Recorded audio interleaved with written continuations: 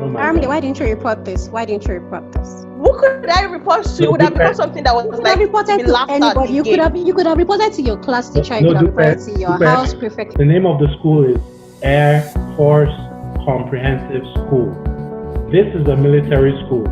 Everyone came for interview. You saw how we were drilled. You were expectant. I think the school should be able to draw a line, and there are some people with inherent wickedness that needs to be curbed.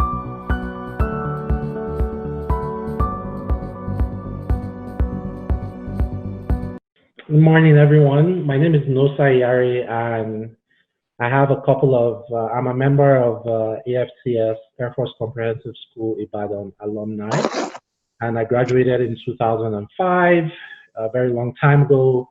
I was in Hercules House and commercial class, and this is a video of concerned alumni, Alumni Against Bullying, which is a small group we put together to talk about incidences of bullying and harassment in the school.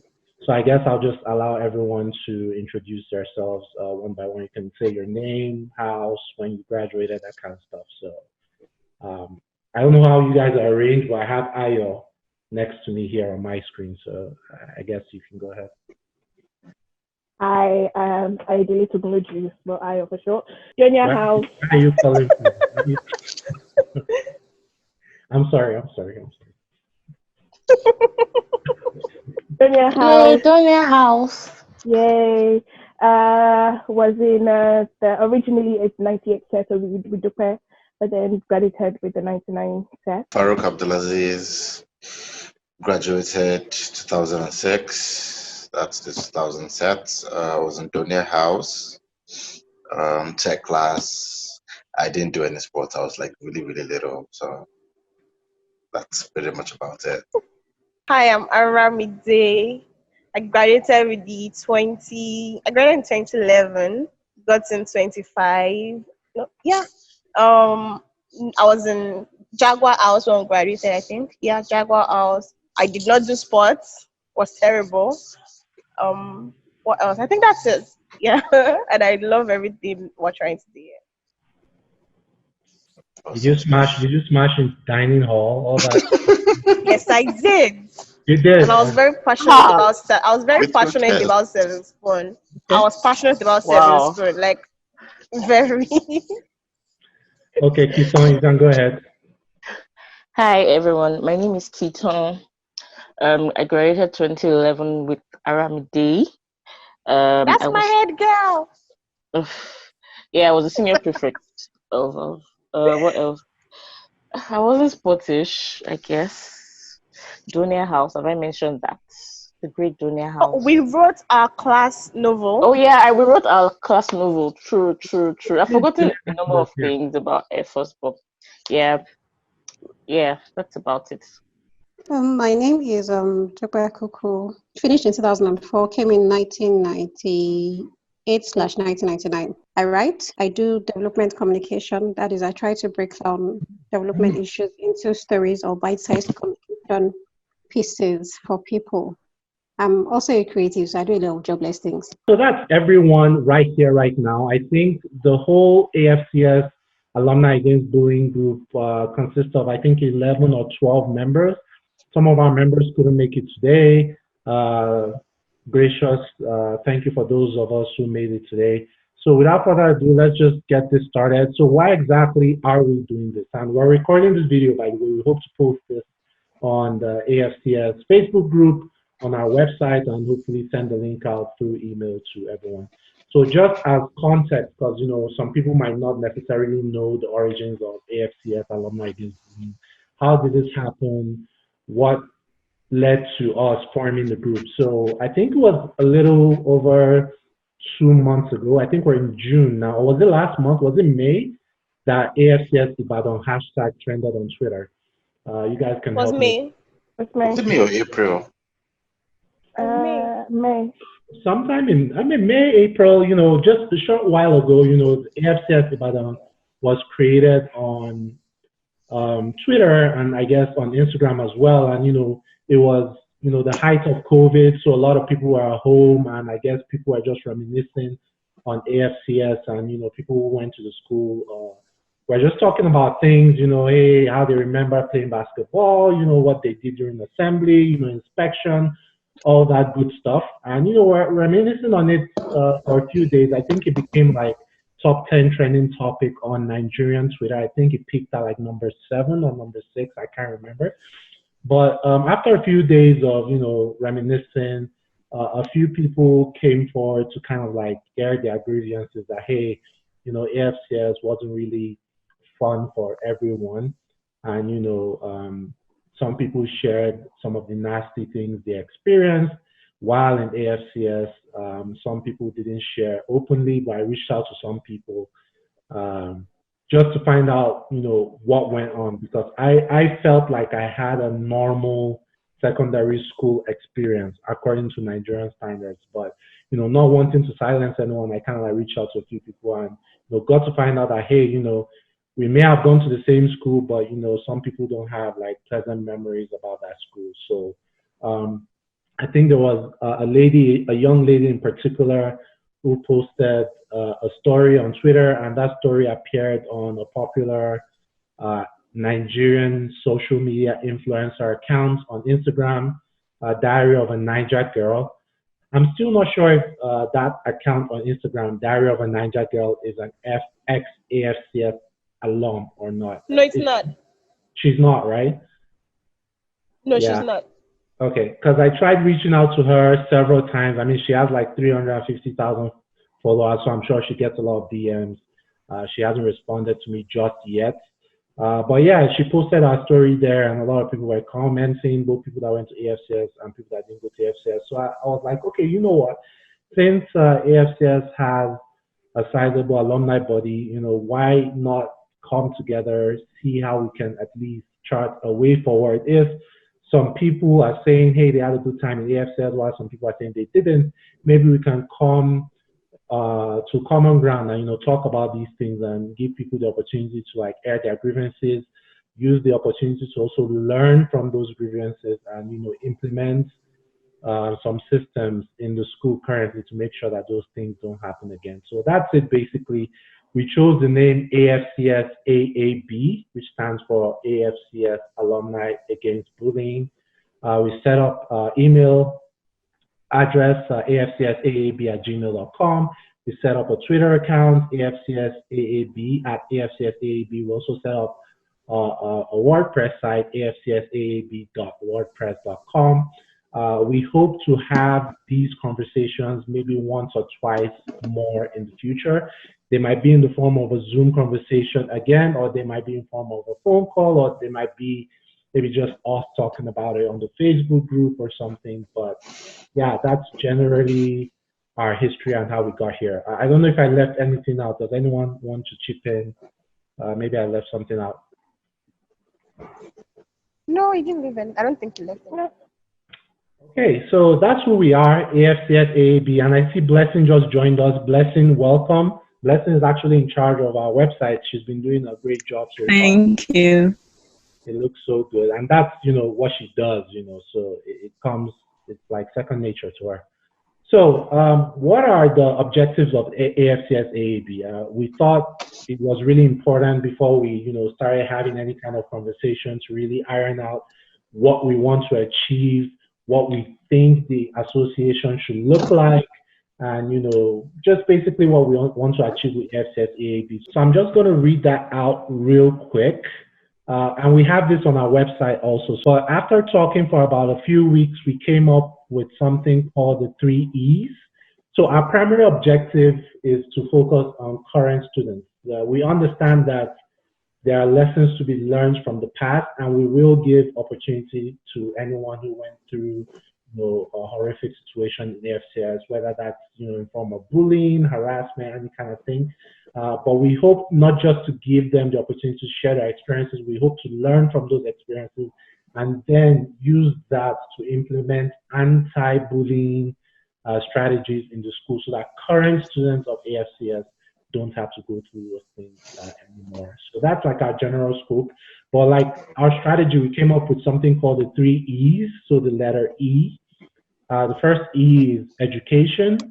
second E is engagement, and the third E is execution. It's just a little way of keeping it simple, and we kind of like attach timelines to that. So education is kind of like the short term within the first 3 months, and that's part of what we're doing right now, giving people the opportunity to speak their truth, learning from what happened in the past, and, communicating that to the general alumni, whether that's through video, through text, so people actually understand what went on. For someone like me, even though I knew that there were, cases of bullying, because I didn't experience bullying like other people did, I didn't know the extent to which uh, bullying and harassment were prevalent in AFCS. So I guess doing things like this is part of the education piece. The second E is engagement, which is like a medium-term strategy within 12 months. We hope that after we've educated a lot of the alumni and current students and even parents about, things that we may have overlooked, then we'll gain enough momentum to actually go back to the school and engage with the parents during PTA, engage with the current students, engage with the school body to actually think about ways to curb bullying and harassment in AFCS currently. We have some ideas, but we'll meet with the school and see how we can make things work. The third is execution, and that's kind of like a long-term strategy in 2 years, and that's putting things in place, putting systems in place. And while we recognize that we might not be able to totally eradicate bullying in the school, as with life, we want to reduce it to the barest minimum. And we hope to do that through a bunch of things, through policies, maybe like a peer-to-peer program.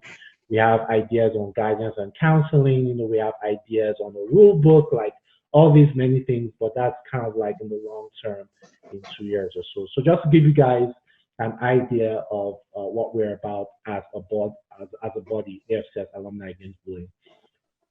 So the next thing on the agenda is talking about incidences of bullying. I know everyone's experience might be different. Some people might have gone through a lot of trauma when they were juniors. Some people had a fun time when they were juniors. When they became seniors, that's when the trauma started. Some people, the trauma even started in alumni, during reunions and things like that. So some people, suffered some form of harassment from seniors, some with teachers, some with the military personnel on campus, whatever it is. And I know we're just a handful of people here. We don't represent the whole community. I kind of want to like shut up for the next few minutes and give anyone here who wants to share their experience. And it can be anything as little as getting to school and maybe not being flogged at home, and getting to AFCS, being flogged and things like that, to anything you feel comfortable sharing. And in our future sessions, we hope for there to be a larger platform, whether that's through text on Facebook, or whether that's organizing like a Zoom call or a conference phone call, whatever medium we decide. Maybe more and more stories will come, but just to set the pace and to give you guys an understanding of what we're talking about. I don't know if anyone here is willing to kind of like share their experiences. So I'll give a quick reference. It's not exactly a personal story, but just something to link us between where we are now and where we're trying to get to. I mentioned in the group a couple of weeks ago about a certain senior, Tokumbo Otulano, how he went on Twitter and he said things like, oh, he only ever beat the boxroom rats, and he only ever dealt with juniors who never did their duties, basically indicating like, oh, okay, everybody got what was coming to them. And initially I saw it and I was so extremely triggered. But then I went through the replies, and I think what actually got me to even delay my reaction was that I didn't see when it happened. I saw it when people were reporting it, and people replied to him saying, oh, look, you can't just say things like that. This is what you did. Someone else was like, oh, we weren't even in the same house. This is what you did. And there were multiple stories like that. And I was like, oh, okay. So this was basically, there's a pattern here. Okay, this is who this guy was. And to give benefit of doubt, we could say that when he sent those tweets, he genuinely didn't feel like he had done anything. He genuinely thought, oh, maybe I wasn't so bad. Maybe I was just, the long arm of the law, so to speak. But for me, it was really, really offensive. I am kind of thankful that there was a gap between when it happened and when I saw it. Because in that time, I had seen people respond, and I was like, okay, you know what? I don't need to make this a personal thing. There's other people on it, things like that. Because I have my own stories about it as well. And I have my own personal experiences. And it's something that I haven't forgotten in a hurry. And as regards forgiveness, well, what it also reminded me is that there's a gap between getting over it and actually forgiveness.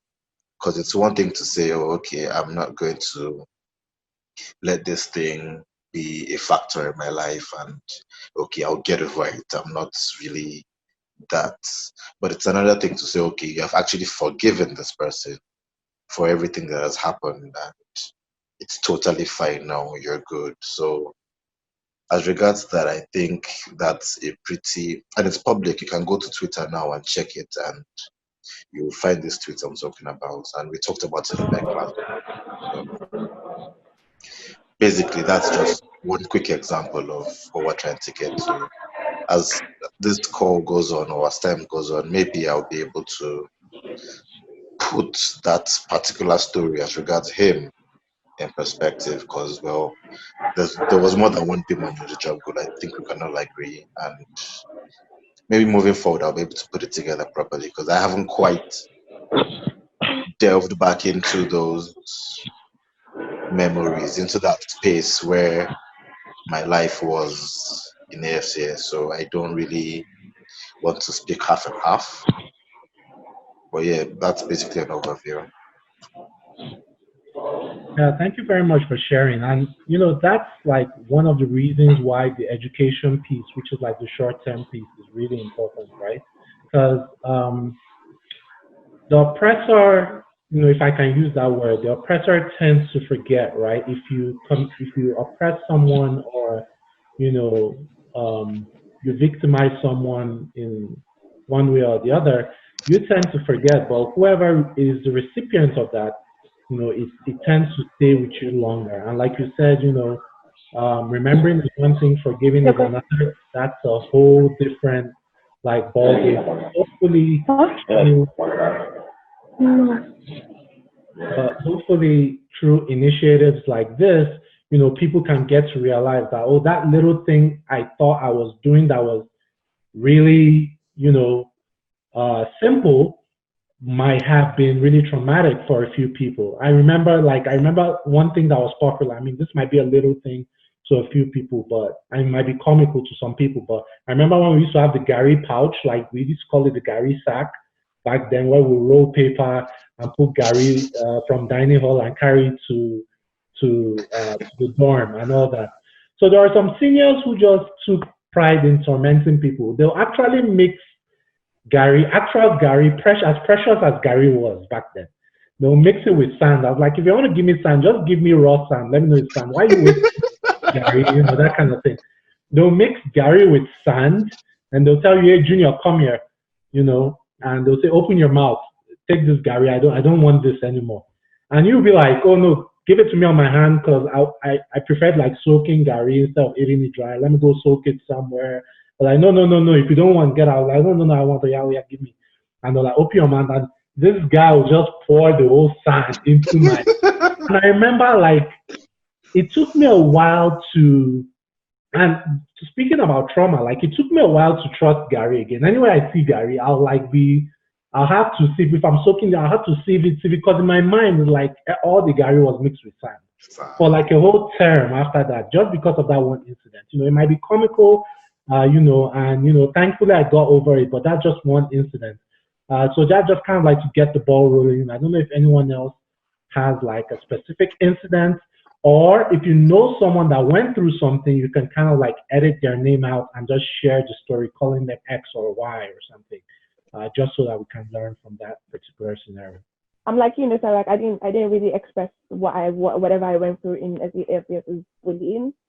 Even though looking back at it now that I know more about working with children, it was bullying. But so for example, one day I was a junior. I was ironing.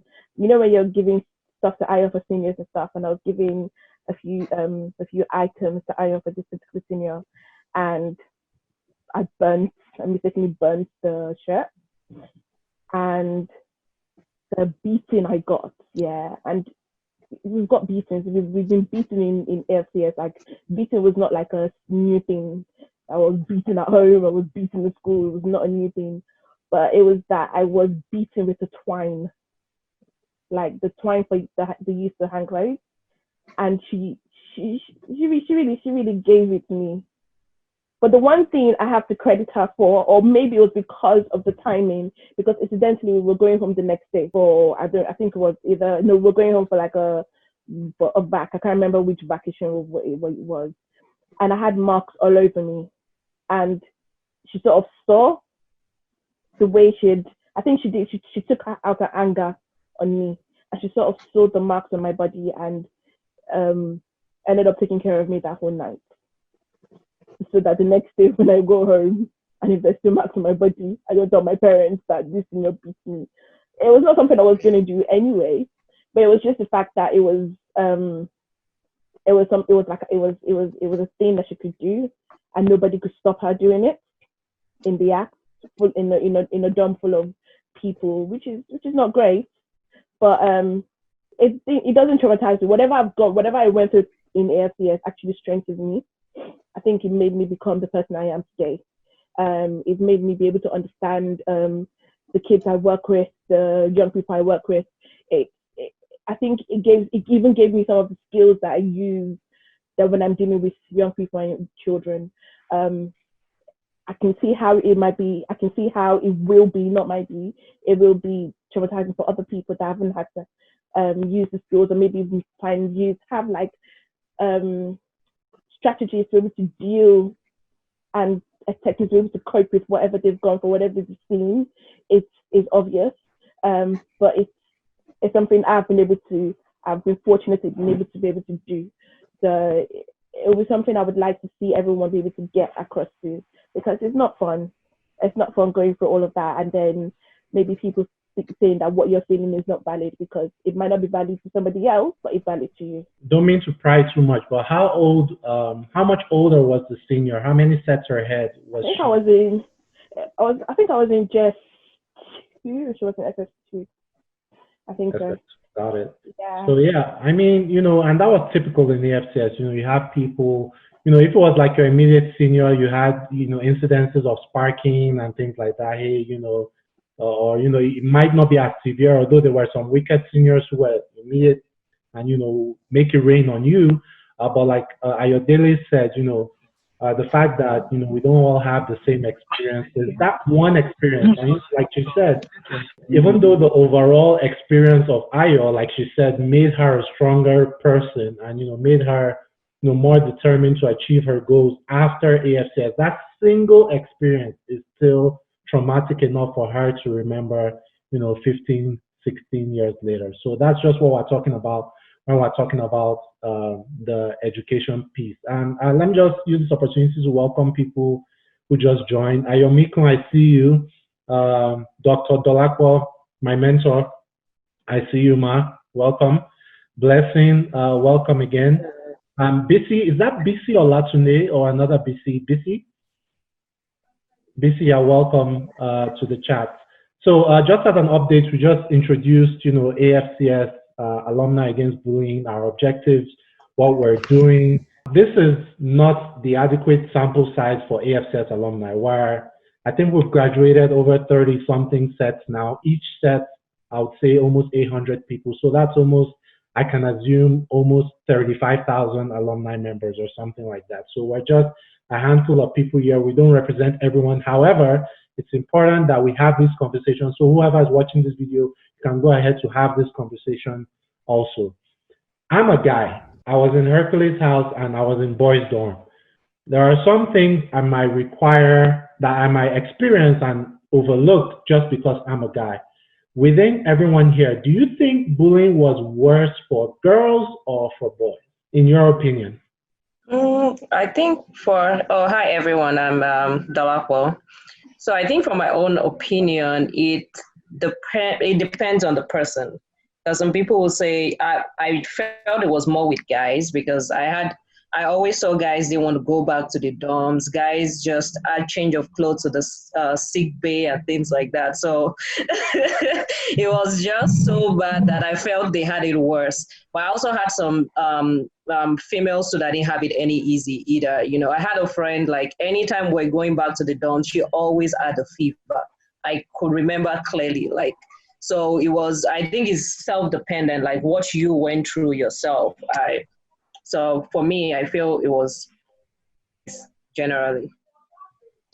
Yeah, I'll also say it was it's relative really because you can't even though boys faced, I feel, but guys faced more physical punishment, but girls could be so petty and they always have beef, that's something like that. So for people. yeah, so they could just be mean for nothing. Well, guys, guys would be mean. I remember a senior in my dorm at that time. I was in just 2, and she told one of my classmates to go and get her smoked fish. And there's no smoked fish in the whole of AFCS. Like, it was such a horrible experience for me. So, like, I was just, I can imagine why you would think that. Like, why would someone think that way? I don't know. So it's relative, but so I don't think we can say, guys got punished more and all that. In addition to what you just said, women, according to statistics, I'm not sure how true this is, like I said, women tend to be more petty. And let me tell you, seniors in AFCS girls hostel, man, it was like if they had it out for you, they had it out for you. I remember Adado could punish me one time for like an entire term, like it was like after every night prep, report to my bedside. It was constant. Like you can imagine 3 months of torture, of like pure pain. Yeah, all because I broke a mug on like the first week of resumption, I think. It's like it messes with your head, because I think of like on days when I'm like to go back to the hostel and stuff, and like my hands would literally start shaking. Or like once I notice it's almost end of prep, I start getting scared again. And it messes with you mentally.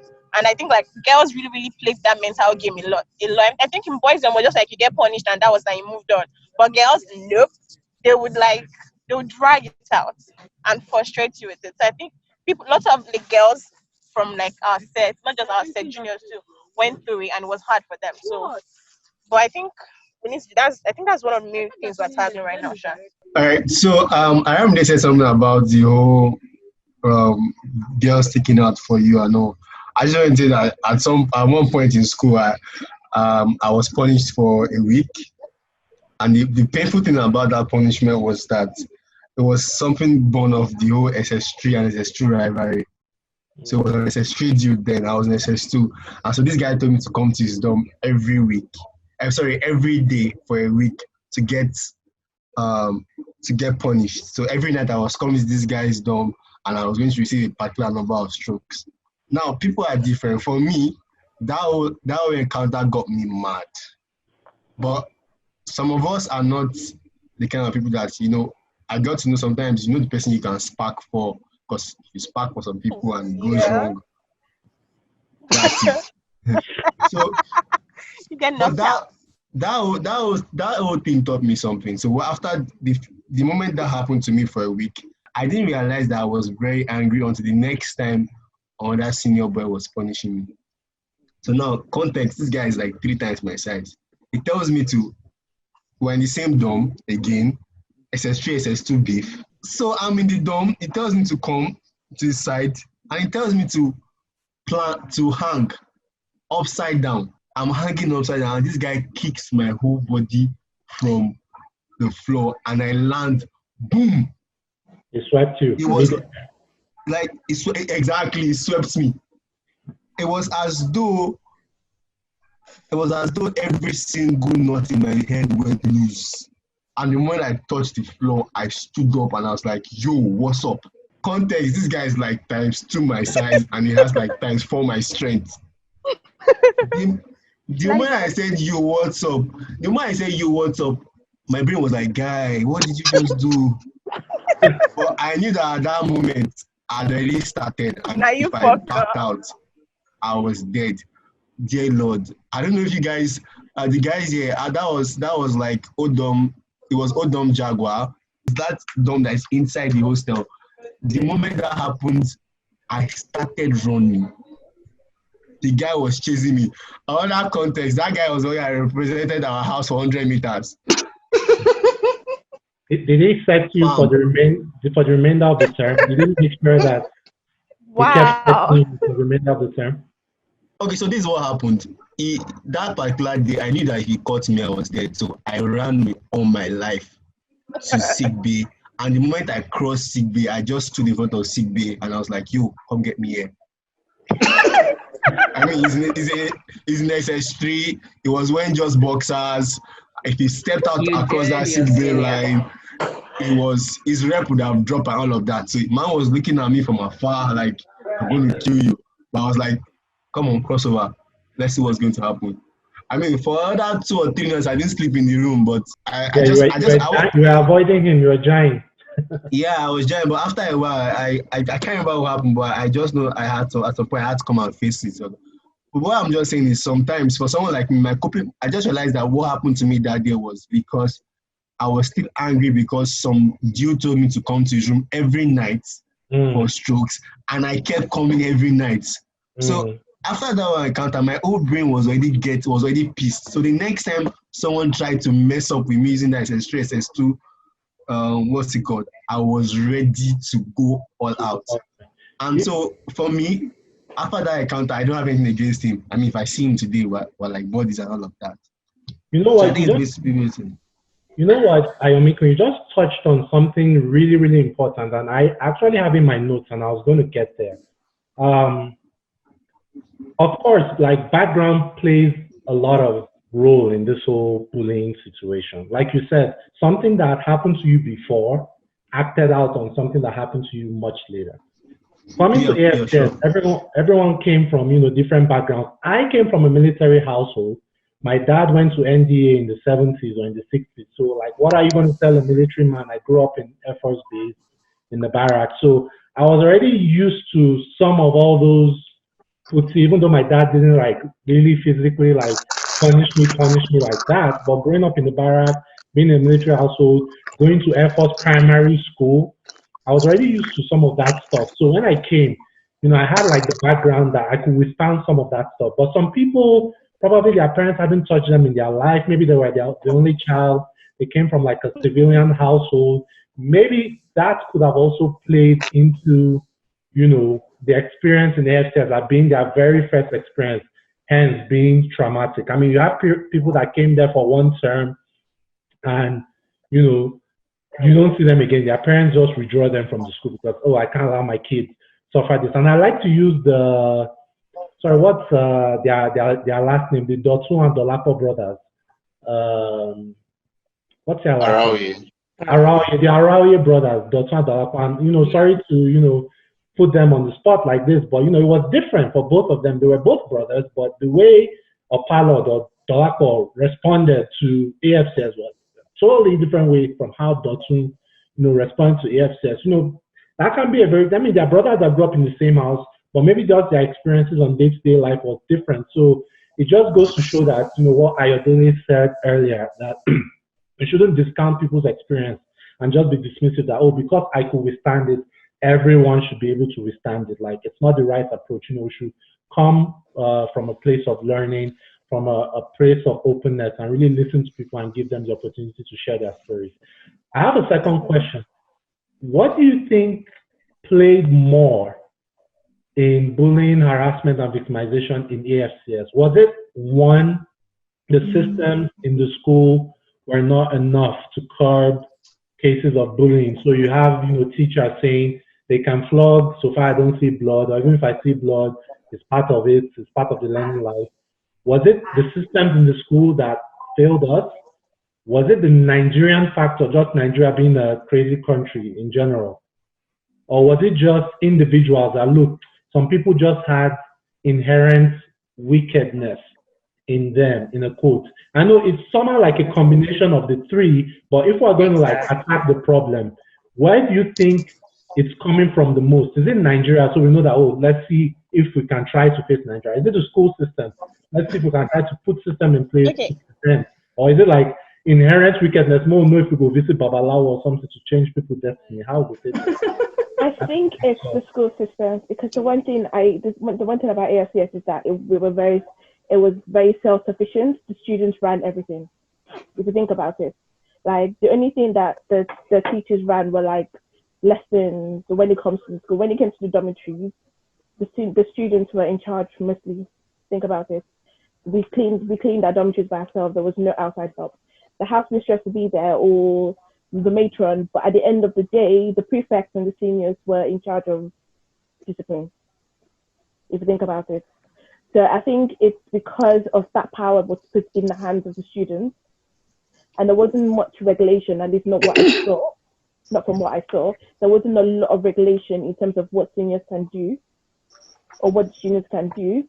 That made it like, okay, so if I say something, my word is law. And you can't, why would you challenge me because I'm the one talking? If there is if there's a modicum of like moderation, in the sense that there are certain things that seniors that the students can dispute, or before it gets escalated to like someone like a staff member or somebody else, in the sense that it's not all within your power and it's not within your rights. So I think that was one of the major things. I think that's one of the major things that would have like added into it.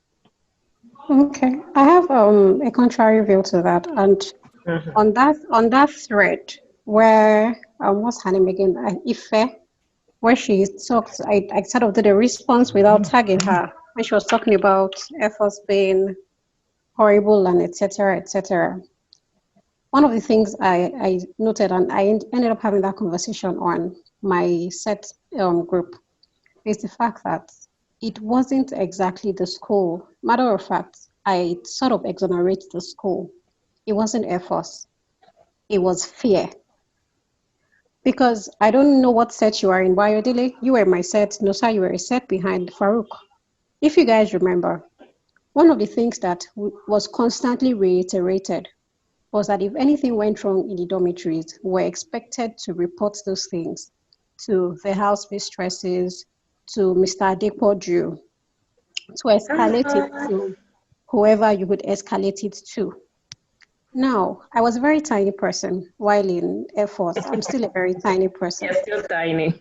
Yeah, I'm still very tiny. Now, my troubles in Air Force started from the very first second I stepped into Air Force. My mom bought me provisions and all of that. And then we got to, context. I and my parents have a very friendly sort of relationship. So we got there and then they said, oh, I would have to cut my hair. Oh, I would have to take my provisions back. Oh, this, all that. And right there in front of the house mistress, in front of those prefects that used to stay with them, those seniors that used to always stay in front of that on that tree side with the assisting the house masters. Because, we, GS1, we used to resume, I think, a week before or something like that. No, so it came a week after. A week after. So the school everything was set up, exactly. So I looked at my mom immediately and I was like, see what you have done now. And, they were all shocked, like, say what? Mommy, I didn't even notice all of that because me, I was busy facing her like, babe, see now. And they said I was cutting my hair. I looked at my mommy like, because I had a previous admission to Shagam. In fact, a night before going to Shagam, my things were already bought, everything. But I had fallen in love with Air Force from the interview. A night before, literally the night before I resumed at Shagam, my uncle, that's my mom's friend, called my mom and said he has just seen the AFCS list that I got accepted. And I fought with my mom and I said, no, I was going to Air Force, not Shagam.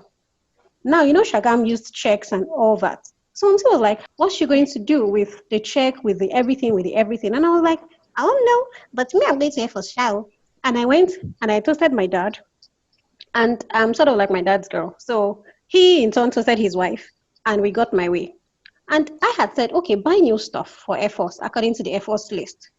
But the way mommy decided to win that conversation was say, no, you're taking the same things that I already bought you for Shagam. So that's where that see what you've done now. That's where that conversation was coming from. Like, if you had just bought me new stuff, then this wouldn't be happening. I did not know that the people that were there were the same people I was going to go and meet in the dorm. In fact, I didn't know there was any problem with the way I spoke to my mom, because that's the way we speak. Only for me to get to dorm and Senior Hajar, then in Alpha 3. Mm-hmm. And then she called Judith. And what's that other girl's name? There were a couple of really gorgeous, really busty, horrible human beings. So they all came and she was like, look at this one. And I was eating apple, feeling all cute to myself. Like, yum, yum, yum. And then they were like, you, this tiny little one, come here. That you were insulting your mom. You were Kiniko, and I felt like insult my mom. Oh, sorry, there are non-Yorubas on this conversation. I was like, insult my mom like how? I simply told her that what she had caused, what wahala for me and all that shit you get. But, you know, that they already felt like this one is saucy. You get. So they started giving me attitude from that point. And me, I was a tiny human being. And I was coming from a home where I was taking gegege. I was pampered and loved and treasured and all of that. So when I realized that, oh, this was the way they used to do in the school, already Momsi had handed me over to a guardian. During my interview, Momsi had met Uncle Tokumbo. And for some reason, Uncle Tokumbo had taken a liking to me. And when Mommy came to pick me up after the interview, I'm a very troublesome little human being. So even during that interview time, I had terrorized Uncle Tokumbo's life. So Uncle Tokumbo told Mommy that she should let me come to AFCS, that he promised I was going to be in good hands. Remove your hand from your mouth. So when I came and all of that happened, the very first thing I started to do is escape. I'm tiny, so before you would even notice me in a place, it would mean I want you to notice me or that I'm conversing. So once I held the last man, when people are trying to run to the last man, I am escaping through the nearest door. So I did all of that. But one thing, because of course you can't escape, they know how many of you are in JS1, so if they don't see you, you get into trouble anyway. One day, I cried and I went to meet Mr. Adepoju. Or rather, I was crying and he saw me and he called me and he asked what happened. And then I just told him, now I'm quite klutzy. So I misplaced the cutlery of Senior Bimbo Bolanle Ademo. And this lady said, I bought her cutlery back, but she said no, she wanted the very same one that I had misplaced. And this lady would wait for me to come back to dorm and punish me. She had me lie down under her bed to sleep not almost, every bloody night. And you guys know how that AFCS floor was cold. I started to have pneumonia, I started to have asthma, and it wasn't bloody funny. And I just felt like, for what? On top waiting, I don't buy the cutlery back. You get. And she continued to do it. Did you take it up with anyone? Yeah, so that's exactly where this conversation is going to. So I told Mr. Adepoju. And Mr. Adepoju said, why would she do that? I remember her mommy was also a teacher in Air Force. Mr. Adepoju talked with her. She did like she had heard. But guess what? I got to dorm and she was still behaving like Olori Buruku. Sorry, she was still behaving like an unfortunate fellow. So I wrote a letter. It became a thing that every night, rather before she wakes up at every morning, I can't say this because this is being recorded. Anyway, so I ended up having to escape dorm every morning. No, I can say this, God, I'm old. I would run to staff quarters. I would try to escape all of the soldiers. I would run to staff quarters, tiny human being that I was, in the midst of all of that bush, and go and wake my guardian up every morning and say, this lady is going to wake up. Give me cutlery, give me plate. I can't count how many cutleries and plates I gave to that lady that she rejected. Eventually, I wrote a letter to my dad through my mom. Mommy came for inter-house sports. So I wrote a letter I told her to give my daddy the letter. And I told him that, hey, if you don't come and pick me up in this school, the next thing you're going to hear is that I hung from a tree and I died. Oh my God. Now, I've said before that I was a daddy's girl. So daddy didn't quite find that funny. My mommy came back to Air Force the very next day. Like, wait, what's happening? Because I hadn't even told them what was happening. Since I reported to Adepoju, I figured it was going to be sorted out. But it wasn't. So when mommy came, and then they told Mr. Olabi, no, they didn't. They lived in Lagos, exactly. So mommy did that twice. Okay. Yes. And then I got to staff room, and by then I was just out of my wits because I just felt I had tried everything. And I got to staff room, and I just started crying. It was a whole term. It was a whole blood. I mean, you know, when inter-house sports is at the end of first term. So it was a whole term. And I just started crying. And I was tiny. It was hard for me not to cry, and you won't feel sympathy, except you didn't have heart. So, and I just started crying. And Mr. Awolabi said it was no problem. They took it up to the commandant. And that stopped. Wait, what did they do to her to make it stop? They told her, see, this girl is under your care from henceforth. If anything happens to her, if we so much as see a mark on her body, you are in trouble. Wow. And that's why when we're having that conversation, I said a lot of this happens because a lot of families do not let their children know that they're treasured, that they are appreciated.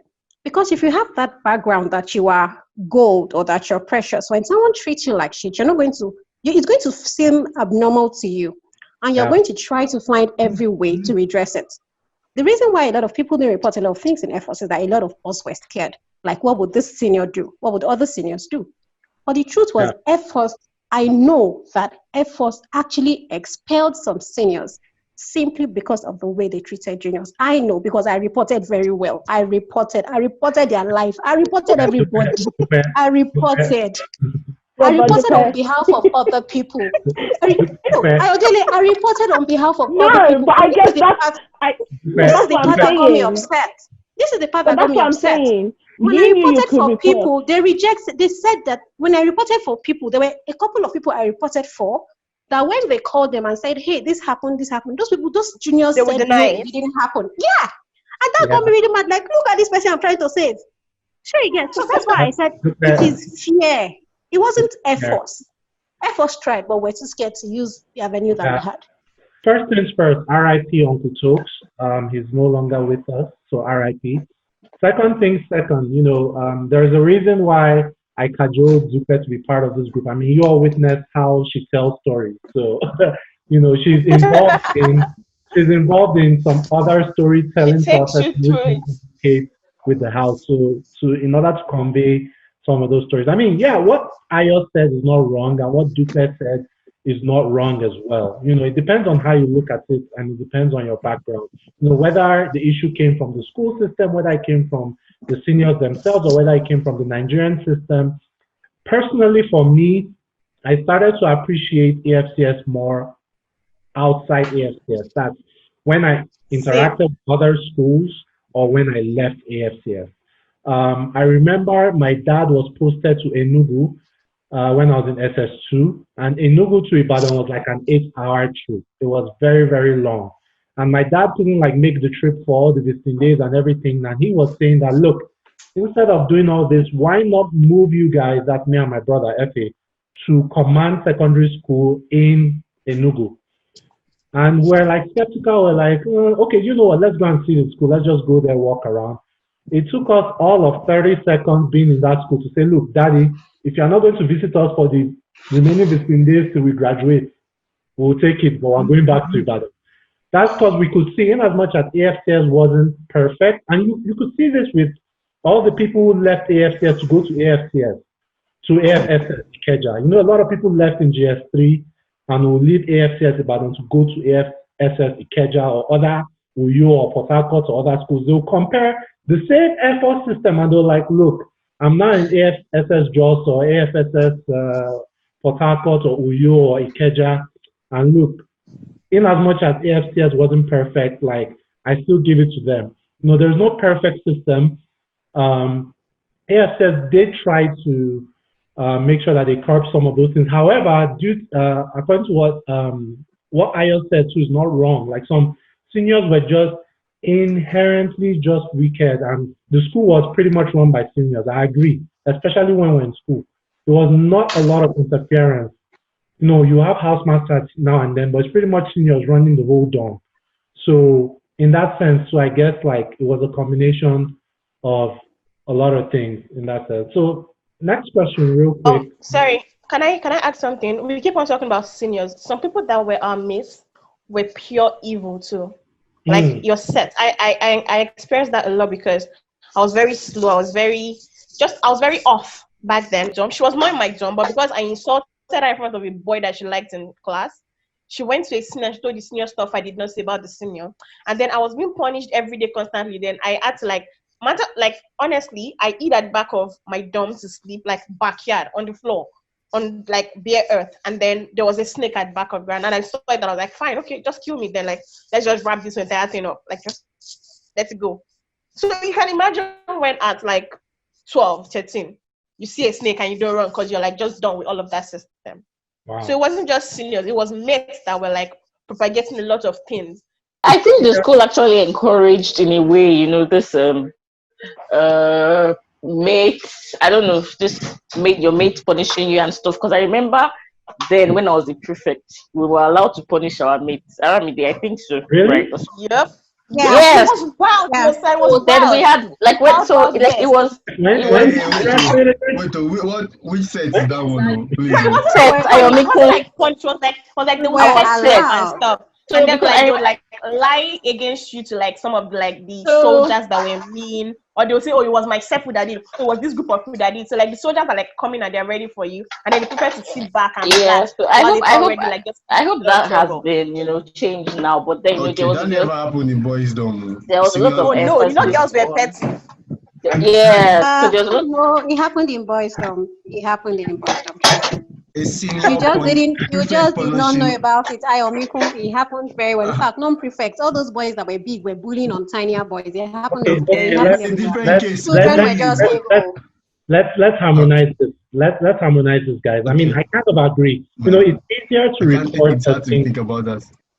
It's easier to report a senior when you approach Mr. Adepojo or any of those guys and say, "Hey, I'm in GS2, XXX in SS1, punish me." It's easier to do that, but Ayomikun, like, I also agree with Dupe when she said, yeah, it happened in boys' dorm. There was someone in SS1 called Kingsley Ike Nwachuku, K-I-N. That dude terrorized a lot of boys, and our deliverer was Ibodalo Agboneni. It took Ibodalo to fight that guy and to fight him with all his might, to now give boys chance that, look, you can fight this guy. Because prior to that, like, one head boots from KI like this, you don't go, But Ibodalo was like, we die here today. We were all mates, but he had, there was a little bit of bullying among mates. So it happened, but something that also happened in the AFCS was, cross-gender bullying. There were, mostly boys against girls, making fun of probably the way their uniform body parts. Just say it. Body parts. Body parts. Oh, it was body shaming. Say it with your chest. Say it. You know what it is. There was body shaming. I have to admit to it. There was body shaming in the sense. And we're all young. We're all like 12, 13. That's oh my God. I used to go on my knees to pray for breasts. Like every night. I did not pray for grace. I did not pray my parents to have money. I did not pray for it. I used to go on my knees to pray for breasts. It's funny now, but it wasn't for that. I was very passionate about my prayers. Morning and night. Like, who said that just now? And it's funny. Aramide, it's funny that you say that, because if you don't have certain bodily features, it's a problem. If you have certain bodily features, there's also a problem with some guys, because I can remember. Actually, let me just say the story real quick. I had a boy touch my back, like I was sleeping, and then he touched my back, like to feel if I still wearing a bra. And then it went on to tell all the boys in the class that I hadn't still wearing a bra because I had no breast. Like he said it to my face. What class were you here?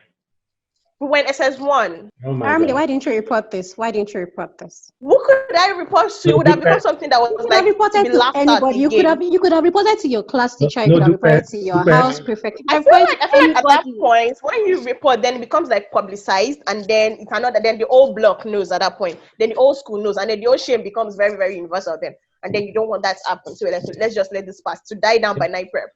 Yeah, also, Dupe, like that reporting thing, it's not easy. Like, I envy you, the way you grew up, you were really close with your I parents. swear she was Not like everyone, you. not everyone had that benefit. Snitching in boysdom was a big thing. You think Tekashi 6ix9ine is something now. If you snitch, like, if you snitch in boysdom, the whole SS3 will be, even people that you have nothing to do with will be on top of your matter. So instead of being punished for one term, till they graduate, till the whole SS3 graduates, they'll be on top of your matter. It will be like, oh, they're already sending someone, but they'll see you. No, that guy reports, but no, give it to him, something. So, At a point, my dad was a staff in the school. Mm-hmm. At a point, my dad was a staff in the school, and then I was getting punished by this senior, and I reported. And then our own guardian called her, and they said to that, said, fine. Then we got to the dorm, and guess what? She started beating me under my feet because it wouldn't leave marks. Wow. Like, I couldn't even walk.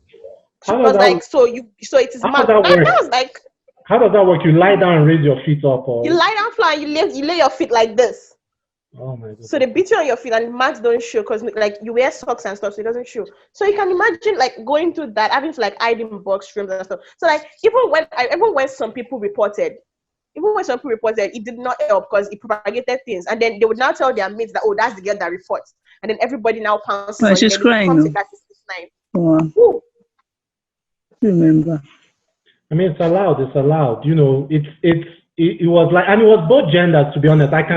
It was like it was 80-20, like 80% of the fun came from guys mocking girls. But I can remember some girls too back then who made fun of, especially when we were in junior class, some senior girls who make fun of some guys, or even some mates who make fun of maybe some guys because maybe they don't have game to toast girls or something, or maybe they are. In GS1, I beat the boy up for insulting my accent. Yeah. Like, so I was like, let's go to that. I think it was front of class. Like, let's go there. We're fighting. Yeah. But okay, let's bring this. We kind of like have like 10-15 minutes to wrap it up, and we'll have like future conversations. Okay. Another question I want to ask, kind of like the last question. A lot of people, the counter argument they give when there's anything that has to do with bullying in the AFCS is, look, the name of the school is Air Force Comprehensive School. This is a military school. Everyone came for interview. You saw how we were drilled. You were expectant. You either knew like a brother or a friend or someone that went there before you that you could hear a story from, or even if you didn't know anyone, just going for interview. Like, you couldn't expect not to undergo putti, like they call it in the Nigerian military context. So I think I want us to discuss, like, where's the thin line? Like, I guess we'll all kind of like agree that, our parents sent us to a boarding school, not just to learn and pass exams, but also imbibe some kind of discipline, to imbibe some kind of hard work mentality and things like that. So where's the line between bullying and discipline? Would you say that if we put it percentage-wise, and everyone will have a chance to do it. For me, personally, this is me, based off my experience, that I didn't experience a lot of bullying. I would say AFCS was kind of like 75% discipline and 25% bullying. For me, my personal opinion. Everyone else can assign their percentage points to it. But what do you say to those people, kind of like playing devil's advocate, that say, look, this is all discipline and this is just Nigeria in general. It made us stronger and the bullying was just the minimal part. What do you guys say? No, it didn't. No, the point at which any kind of discipline, the point at which it demeans your dignity, that's the point at which it stops being discipline and it stops being character building. Because when you're disciplining someone, is that you're supposed to be building their character. The moment you cross that line and demean their dignity, whether it's in the words you say or the things you tell them to do. I mean, telling someone to lick poop, that is not any kind of discipline that builds your character. Telling someone that the onions show flat, you can draw a technical drawing thingy on it, that is just nasty. So we have to be aware of, and that's something that even if we have the conversation from now till next year, we can't deal with. That's something that you'd always have to address on a per case basis. And that's something that now the conversation we're having about having educational conversations in AFCS, that's one of the things that can address that. Okay, you have to draw a thin line between saying that you're disciplining this person and that you're demeaning this person's dignity. Sure you get. So for me, that's not something that you can apply a broad stroke to, because we all have different what's Or in that your word? We opinion, all if have you're different thresholds. We all have if, different thresholds. if you were to assign a percentage, what would it be for you? I've said mine is kind of like 75-25 based off what I experienced. But if you were Okay. to assign a percentage like bullying, ratio, discipline, what will it be? I think I said it earlier that I was a very tiny person and I was picked on a lot. Like a lot. I was picked on by my mates, I was picked on by juniors. I was picked on a lot. But if you ask me that, and because of that reason, I have blanked a lot of things that happened in Air Force. A lot of things, I just blanked them, except the things that were really cute and that I remember, so I can chuckle at. So if you ask me that I should provide a percentage, I can't. I just tried to and I realized I can't, because there was a lot of bullying. Matter of fact, I had to do this mental thing where I make people tadpoles in my head. Someone like Bolaho in my set, in my head, I made him a tadpole. Because one of the things that, no, not Ogunlano, Bolaho Ogunshola. Bolaho would come, Bolaho would come to class and would sit, he repeated into my set in JS2 and people haunted him for it. Now, I never even haunted him for it because it wasn't in my set. But he would come and sit down on my desk. You know that head where we used to put our books in? He'll sit beside me and sit on each other and start to kick my leg or play with my hair or pull my shirt. And he would do that for myself and Tony Akinsoji. Now, Tony will get so pissed. She starts saying, Gbala. And then Gbala will say, what? What were your door? What are your door? And that would just get her upset and she will start crying. And then I noticed that it sort of seemed to build his ego. Sure you get. So one thing I realized that, so when he starts doing that thing, I will just start smiling back at him. And I realized that because I did not make it interesting for him to bully me, he backed off. But not everybody could understand that psychology behind bullying. And again, like we've said, that happened because I had a background where I could pull my daddy's hair anyhow. You get, so being scared of bigger people wasn't a thing until I got into Air Force. But people came from different backgrounds. So that's why I say I cannot ascribe a percentage to it. I mean, and just to chip in, I kind of agree with Budex. I mean, we had a basketball competition, Dolapo, I don't know if you can remember, in 2015. This is 10 years after we graduated. In celebration of our reunion, we had a basketball competition with 04 alumni. And Budex was there. And people couldn't tackle him 10 years later because they still carry that fear. I was like, mark this guy. What's going on? I mean, because they still carry that fear. Budex saying, bring your mama left breast here, all those kinds of things. Like, they still carry that thing. But yeah, if anyone wants to speak to like bullying versus discipline, if you want to assign a percentage to it, that's fine. But anyone else wants to add to that conversation? I would say, sorry, go ahead. Hello, good evening, everyone. Good evening.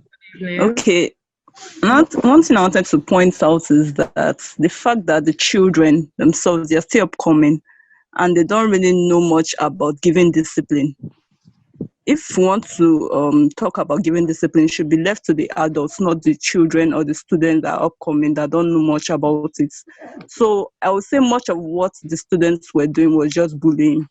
We're just exercising their power of like, okay, I'm older than you, I'm the higher class than you and all that. But if it comes to the soldiers, because towards my senior school, SS1 to 3, the school was more like a military school. We changed our uniform and all that. So if it comes to the soldiers, to the teachers, I would say they are doing more with discipline. But when it comes to the students, then I can't really put discipline as the word there. Okay, that's my contribution. Okay, for me, I have selective amnesia, so I know a lot of times once we talk on our groups, I don't remember most things. Like, I'm not saying we didn't have wicked seniors and all of that, but I think my dorm right when I think I were in Donia house together, right? And some other, they were like 4. Yeah, and unfortunately, they were always in the same dorm. They were 4 friends, so I mean, like everyone just wanted out of that, but. So one way or the other, I think I ended up there. And I think Ivy had this uniform. I think I had our school uniform was unironable. I'm not even lying. Like, if you iron it well, it's either you have a yellow mark on it, then you get punished. if you are lucky enough not to have the yellow mark, then the uniform is never smooth. So one way or the other, you get punished regardless. So, and I think we were 5 years for one. Sorry, can we all mute our just one microphone? girls then. So they just, so one way or the other, you have one of the seniors. But I think after a while, we were four ladies that kind of agreed on a lot of things. So if we are reporting this person, we march on together and report the person. So they can't point to one person for reporting. So one way or the other, we're able to help. I think I was always in Donia Newdom. Donia Newdom was not terrible, just because 4 of us decided to take it upon ourselves to keep reporting whoever it was. So one way or the other, were their school daughters, so they could never even think their school daughters were reporting them. So you do something wrong, we all go together. And there was a day they punished both the senior boys and the senior girls. The guys were looking for the 4 of us to kill us that night. But I was like, and I think we were lucky enough that they never mentioned our names. They just said, oh, we had these seniors. And trust me, I was always the first person. I was just going to remind them in dining hall, well, let's go and report now. It's time. So unfortunately, if you look at all of us, I look like the most gentle, like I don't talk, but trust me, I was the brain behind reporting everything. And there was one of us that decided not to cooperate. So if we need to turn it on one person, we turn it on her, and she gets punished for all of us. So, well, we're growing up. We had to go apologize to her because, well, she got punished for a lot of things to be punished for. So, I would say there was a lot of, I will still take it as a discipline, but I think some people just crossed the line. And sometimes I've heard of some juniors go to report to the school, and sometimes the commandant says it's part of school life. So it's not every time, it's not every time the school actually does something about it. And I think it helps because sometimes some juniors too don't know the line. Oh, you tell them to do this, they've gone to report. You tell them to wash your clothes, they go wash their own clothes themselves, they go to report. So I think there should be a balance such that in the manner of you helping out juniors, you are not punishing seniors unnecessarily too. I can say, I'm sure if you talk to any of my juniors, for one junior I got beaten. I felt cheated, okay, because I got beaten and I felt cheated because I wasn't a wicked senior. I even helped my juniors out.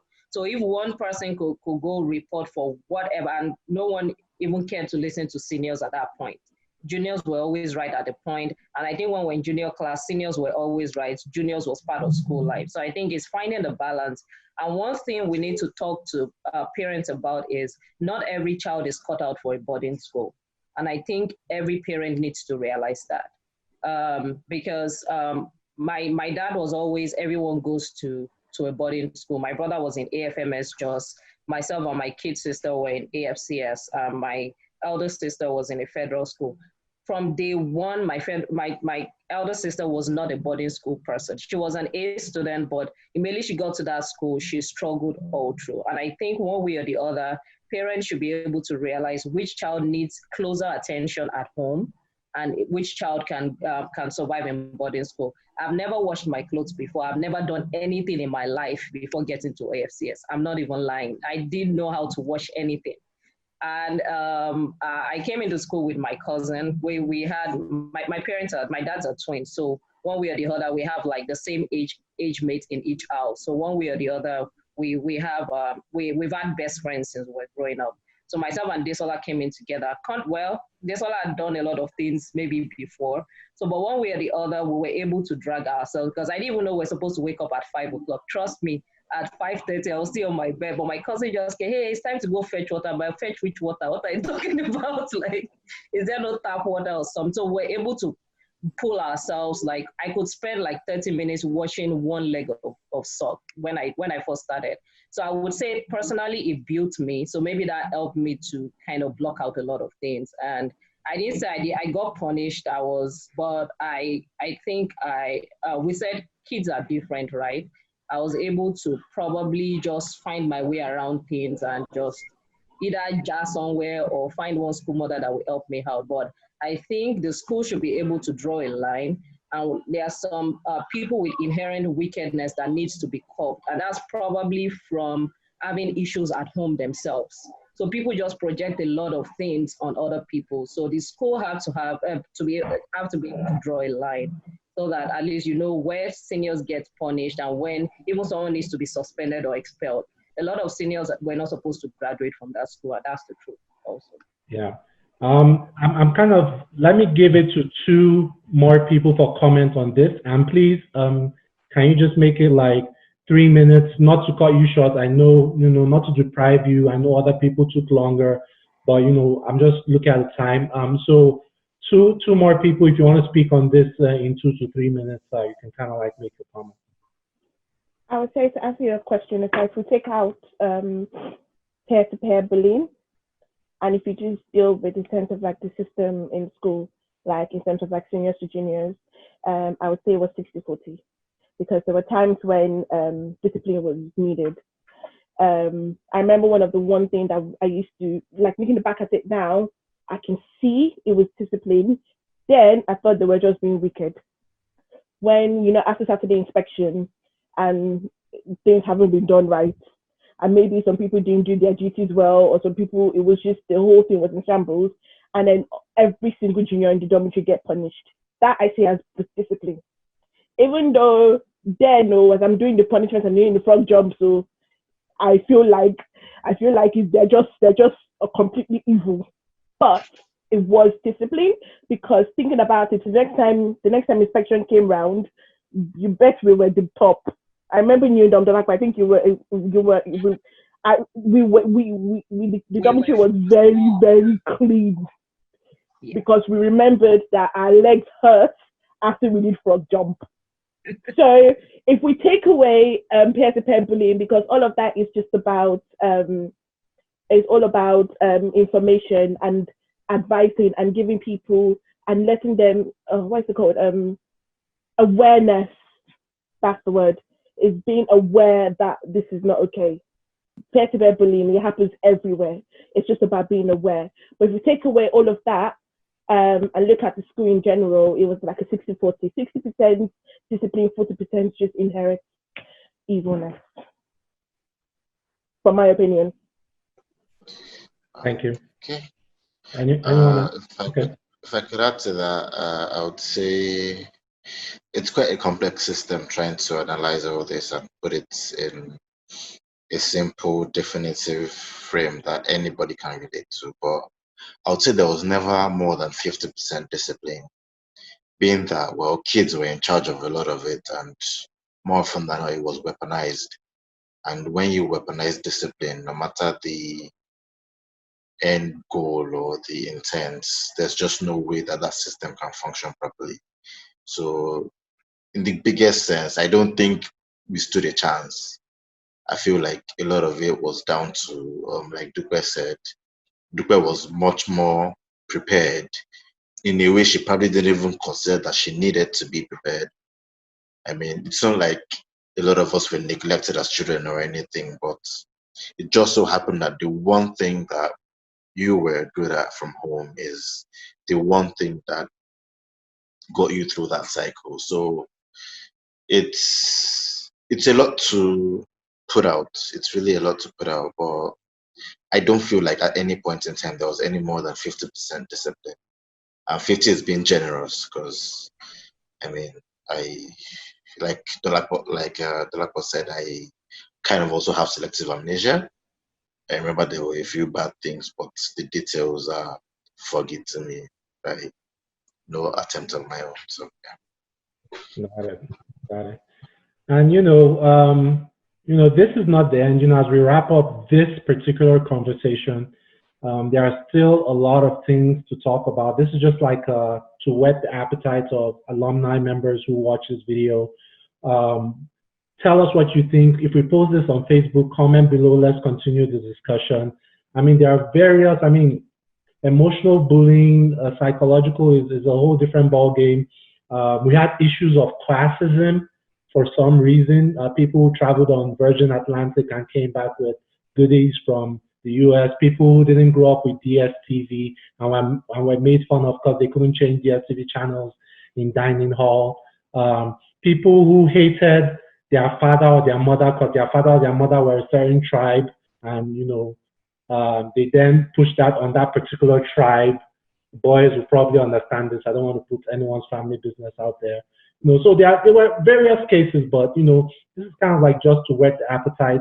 Let me just take a moment to read from the comment section. So as we've been talking, some people have been typing on the comment section. Someone said sick bay was our refuge. I guess everyone can agree. Yeah, I think we talked about this. Someone talked about girls being petty because of boys they liked. That's something one or two ladies have talked to me about before in the past.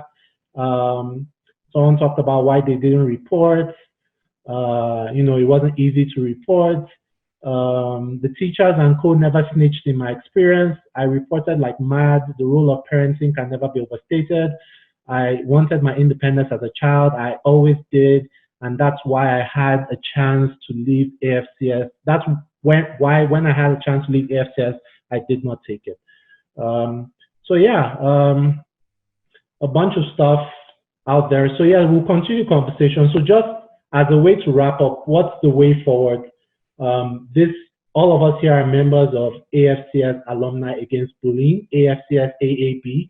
We're recording this video as part of the education piece to let people know that people have grievances and we have to listen to them and learn from them in order to implement anti-bullying tactics in AFCS. So if you want to continue the conversation, we can do so on the comment section. We're going to have similar conversations either through Zoom or through Facebook or through a phone call. We want to make it as easy for everybody as possible. We don't want people to burn their data, so we'll think of something to involve more people. If you want to join the committee, AFCS Alumni Against Bullying, please send us an email. It's afcsaab@gmail.com. Farouk handles the emails and he checks it regularly. If you want to know more about us, what we're about, visit our website, afcsaab.wordpress.com. Way forward from here, we'll schedule 1 or 2 other sessions like this. And after that, we'll look for ways to reach out to current students. We've already started doing that. We reached out to a few current students, but we reach out to current students, we reach out to the school body, and we reach out to the larger alumni. That's AFCS Phoenix, as we start to, try to make things better for the current students. We should be able to learn from our experiences to make things better for current students. So thank you all for sacrificing an hour or 2 hours of your Saturday to be here. Thank you everyone who watched this video. You can reach out to any one of us here and we'll tell you how you can join or how you can participate. You guys want to take it away? I don't know if you guys have any parting thoughts before I end this video. None. You're good. Let's keep the conversation going. All right. So if you have Okay. if you have contributions, like if you have a story to tell, whatever happened to you while you were in school, know that you can reach out to us, and it could be anonymous. You can send a Twitter DM, you can type it, you can send a voice note. We'll listen to, we'll transcribe it for you, and we're here to listen to you. Yeah. I forgot to mention, there are different forms we're trying to use to educate people. So this video is one form. We also have a bunch of articles that we'll be posting on our website. Some of them, they've requested that we make them anonymous. If you want to send us a voice note, like Armide said, we'll transcribe it for you.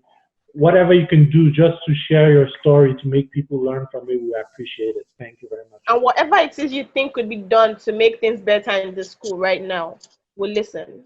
All right, guys. Yeah, I am will have our contact details at the end of this video and everything. So till then, be well. Long live AFCS, long live Nigeria. And the more we have this conversation, the better it will be for future generations. Au revoir, everybody. I love you.